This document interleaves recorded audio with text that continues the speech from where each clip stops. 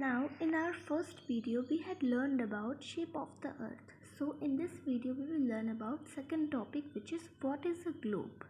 Globe क्या होता है, तो इसके बारे में हम इस टॉपिक में डिस्कस करेंगे. So, to study the earth, we need its model. A globe is a simple and accurate model of the earth. मतलब कि अब जब हमें अर्थ पृथ्वी के बारे में पढ़ना होगा, स्टडी करना होगा, तो उसके लिए हमें उसकी मॉडल की ज़रूरत होगी.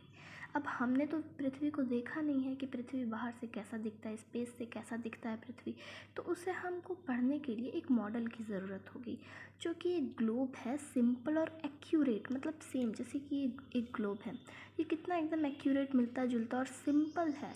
सिंपल मॉडल है अर्थ का, मतलब इसमें सारे के सारे इन्फॉर्मेशन दिए गए हैं कि कौन सी कंट्री कहाँ लोकेटेड है, मैप कैसा है उन कंट्रीज़ का, कौन कौन सी रिवर्स हैं, कौन कौन से कंटिनेंट्स हैं, सबके बारे में सिंपल और एक्यूरेट मॉडल है ये अर्थ का. It shows the distribution of land and water on the surface of the earth. We can also see the correct shape, size and location of the continents and oceans on a globe. मतलब कि हम अब ये जो globe है ये land और water का डिस्ट्रीब्यूशन भी बहुत ही साफ़ तरीके से दिखाता है. अगर हम स्पेस से अर्थ की कोई फ़ोटो देखेंगे तो फिर हमें उतने अच्छे से समझ में नहीं आएगा, क्योंकि ऊपर से तो बादल घिरे हुए हैं और बाकी पूरा का पूरा नीला नीला दिखेगा, क्योंकि ज़्यादातर अर्थ पर वाटर है. तो इसकी वजह से ये एक डिस्ट्रीब्यूशन दिखाता है, डिस्ट्रीब्यूट करके दिखाता है कि कहाँ पे लैंड है और कहाँ पे वाटर है. और हम इसमें से करेक्ट शेप, साइज़ और लोकेशन भी देख सकते हैं किसी कंटिनेंट या ओशियन का.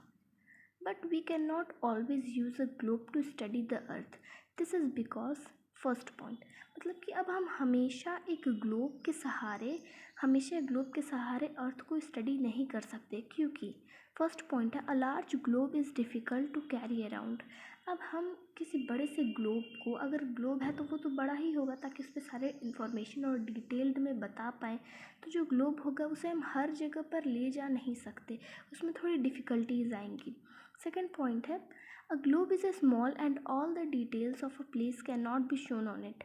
एक ग्लोब जो होता है वो छोटा होता है, उसमें सिर्फ और सिर्फ कंट्री, कंटिनेंट्स, उनके कैपिटल्स और सिर्फ ओशन, कौन कौन से ओशन कहाँ पर लोकेटेड है, सिर्फ इतने ही दिख पाएंगे. उनमें कौन कौन से आइलैंड है, कौन कौन से शहर हैं, कौन कौन से वाटर बॉडीज़ हैं, कहाँ कहाँ पर रिवर्स हैं, ये सब नहीं दिख पाएंगी हमें. We can not make a globe for a part of the अर्थ.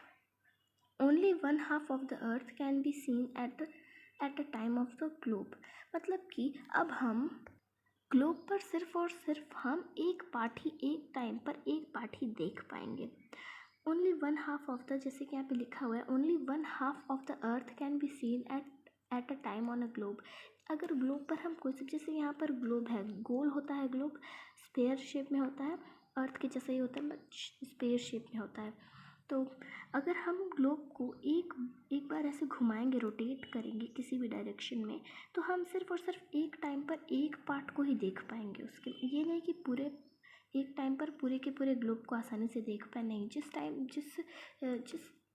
जिस डायरेक्शन की तरफ हम उसे रोटेट करेंगे उस तरफ की सिर्फ एक पार्ट ही हम उस पर देख पाएंगे. और ऐसा नहीं हो पाता है कि हम एक टाइम पर पूरे ग्लोब को देख पाएँ, इसी वजह से मैप बनाई गई हैं. तो वो हम अगली वीडियो में डिस्कस करेंगे.